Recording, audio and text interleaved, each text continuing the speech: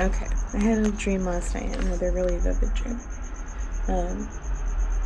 In my dream last night, I had a specific individual who was very deliberately out for me and anyone who was on my side. I knew who the person was in my dream, but it doesn't matter. It's not relevant to the whole of the story right now.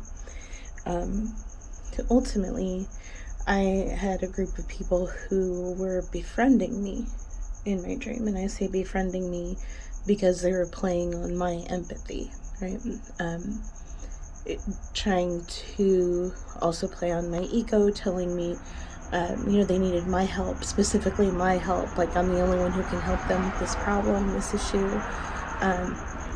Talking to them about it didn't quite make sense, what they were trying to explain, so I'm following, but leading, if that makes sense, right? Like I'm in front, but I'm being told where to go by people that are outside of me in an effort to get me to go where they're trying to get me so I can help them.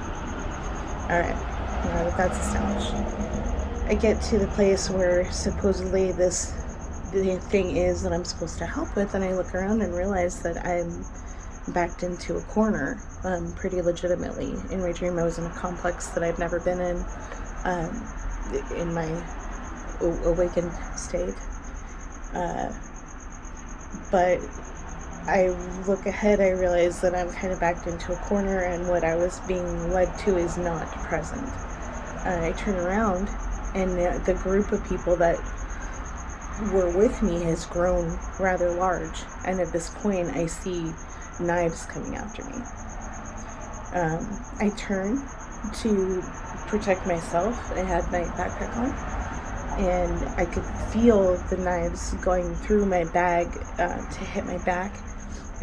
In my dream, again, I got stabbed in my left arm once and in my right arm twice, and at that point I realized I was close enough, again, I'm dreaming, but I realized I was close enough and at an angle where I could grab that person's arm, and I did. I grabbed their arm and actually took their arm and was forcing this person to stab themselves with their own knife so that I could get control.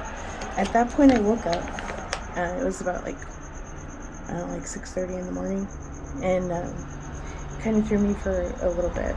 I didn't want to think about it. It was rather graphic in nature and unnerving. I wouldn't say disturbing. It's a dream. There's something to be gleaned from it.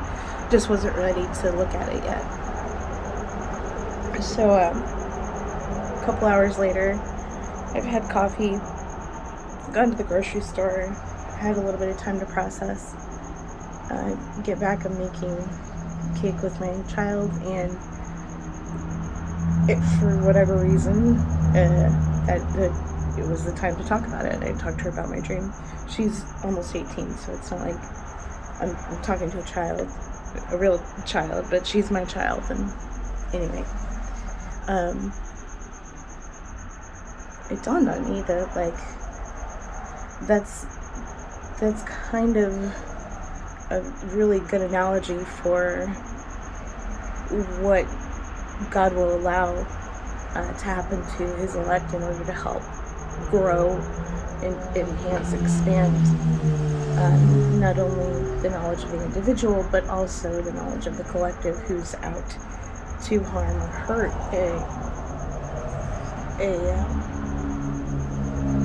I won't say innocent, a child's innocence, but someone who's not done any wrong by anybody.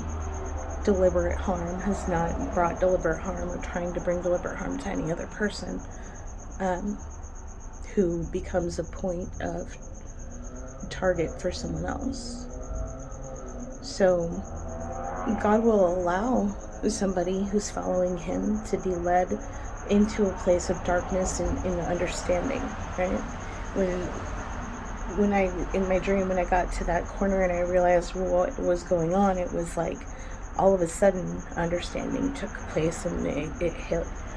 And that's, prior to that, it felt like a place of darkness, trying to put myself in this place where I didn't understand, because it wasn't intended for me to ever understand.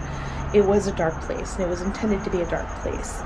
And when I got to that dark place in my dream, it suddenly became enlightened. I was hurt by that realization. Again, thankfully, it's in my dream. Now I have experienced this in real life, otherwise I wouldn't be able to understand the analogy to explain it. But he'll even allow his elect to be hurt in the process. I was stabbed in my dream. And stabs, they leave permanent wounds, right? It's going to be, if that had happened in real life, I would definitely have an actual scar that would have taken place had those cuts been real. Bruised Love by T.D. Jakes is a really, really good sermon to listen to. It's a series of 2, and it's beautiful. It really puts things into perspective. In any case, he'll allow his elect to be bruised, to be harmed, to be hurt in the process. And ultimately, because no weapon formed against me shall stand or ever prosper, those weapons that are brought against his elect will be turned back around on those who orchestrated the harm to begin with.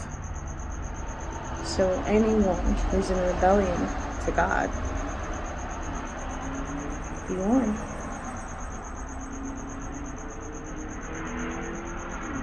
Happy Easter. Resurrection Sunday.